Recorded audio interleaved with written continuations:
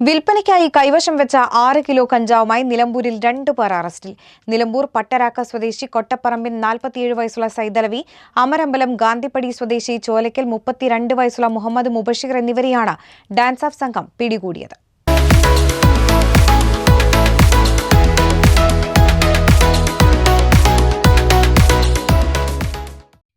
Nilambur DYSP V K Viswambharan നായർക്ക് ലഭിച്ച രഹസ്യവിവരത്തെ തുടർന്ന് ഇന്നലെ രാത്രി പുളിക്കലൊടി കമ്പനിപ്പടിയിൽ വെച്ച് നടത്തിയ പരിശോധനയിലാണ് പ്രതികൾ പിടിയിലായത്.